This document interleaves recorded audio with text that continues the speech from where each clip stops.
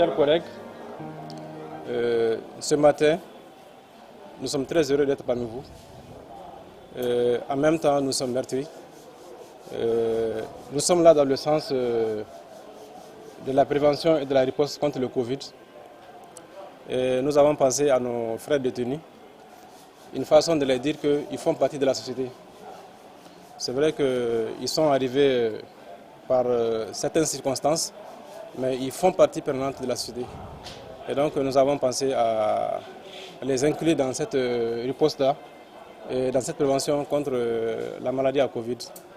Parce qu'en fait, la maladie ne fait pas de distinction entre rouge, entre noir, entre blanc, entre riche, entre pauvre, entre hommes libres, entre hommes détenus.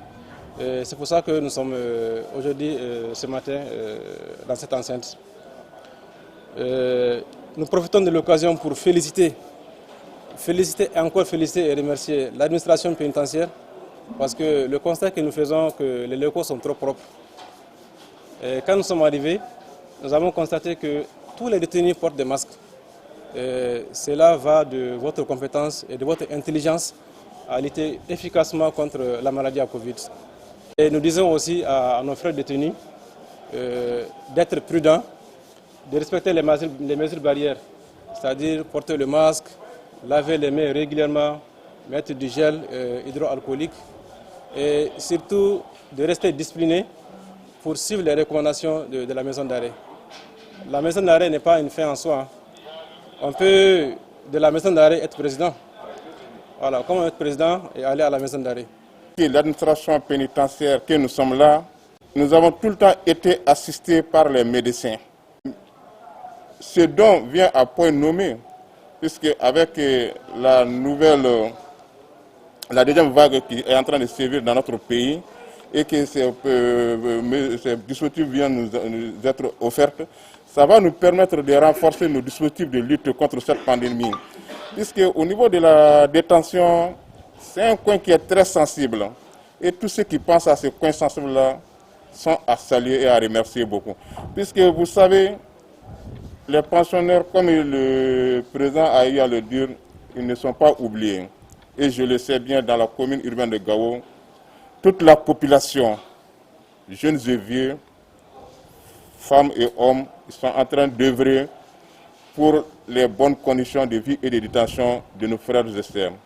Il a dit, c'est nos frères, c'est nos sœurs, c'est nos femmes, c'est nos enfants. Et nous ferons tout pour que leur séjour puisse être meilleur dans cette détention et afin qu'à leur sortie, qu'ils puissent être accueillis à bras ouverts. Je suis très content ce matin que les médecins, l'ordre des médecins de Gao ait pensé à la maison d'arrêt de Gao. Mais ce n'est pas une première. Ce n'est pas une première parce que le directeur général de l'hôpital, ce n'est pas un mois déjà, il nous a donné 2000 masques.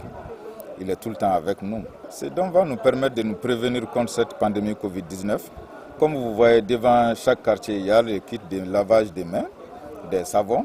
Alors, ce don-là va nous renforcer dans notre prévention. La population de Gao pense à sa prison. Alors, chaque jour, on reçoit des dons, on reçoit des visites. En tout cas, nous sommes bien entourés par la population et nous souhaiterons toujours que les bonnes volontés viennent vers nous, nous aider. Parce que nous avons des personnes démunies. Voilà, c'est un lieu sensible et on a besoin de l'aide et l'appui de tout le monde pour améliorer les conditions de détention parce que ceux qui sont là sont nos frères, fils et sœurs.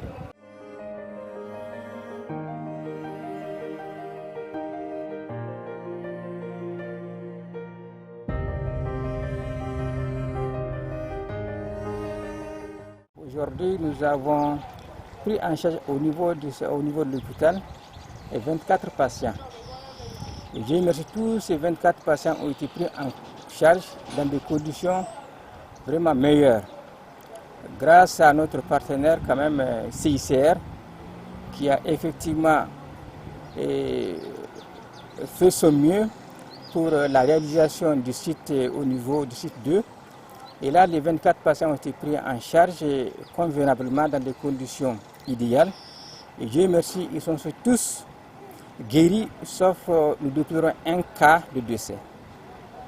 Des malades qui viennent de divers horizons, On a eu à prendre en charge des patients qui viennent de Tombouctou, qui viennent de Bamako, qui viennent du site d'orpaillage de Ntahaka, qui viennent d'Ansongo. Bref, c'est des patients qui viennent de divers horizons.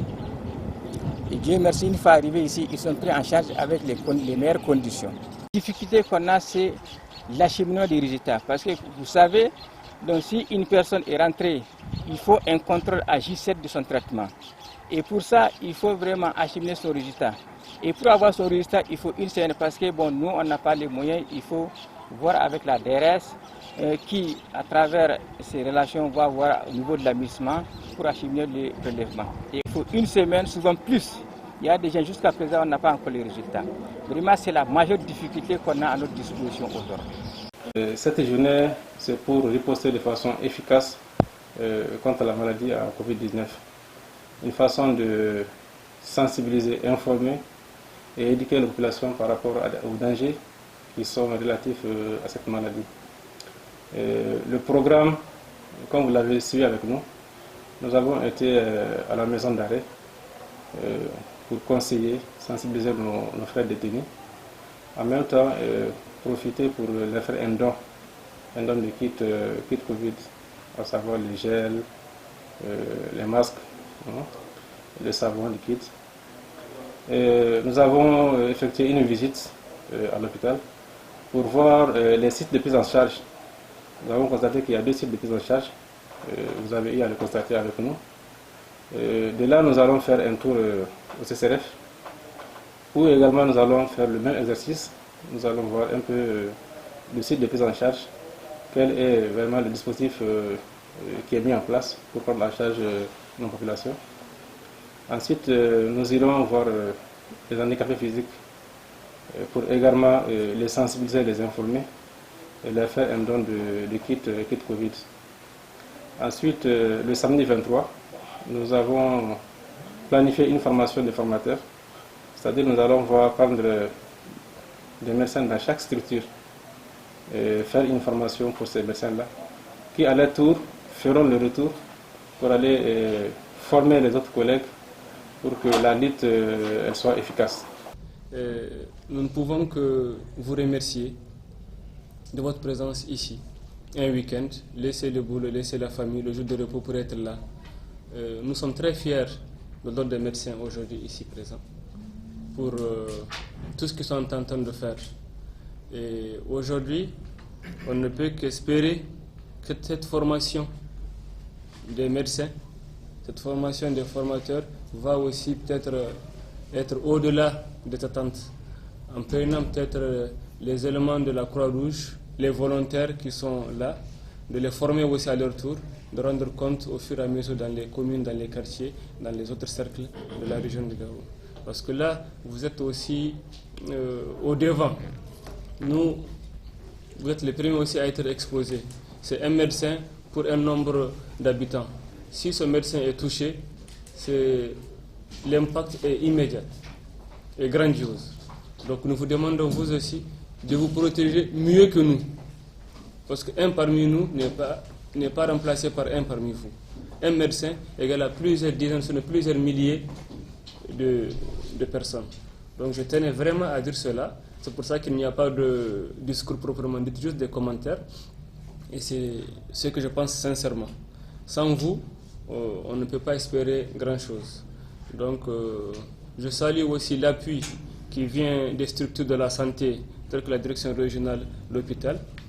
Nous souhaitons aussi que tous ceux qui agissent dans le domaine de la santé parviennent à appuyer l'hôpital régional et l'ordre des médecins pour être plus efficaces. Et les personnes de bonne volonté aussi, telles que les ONG et les partenaires techniques.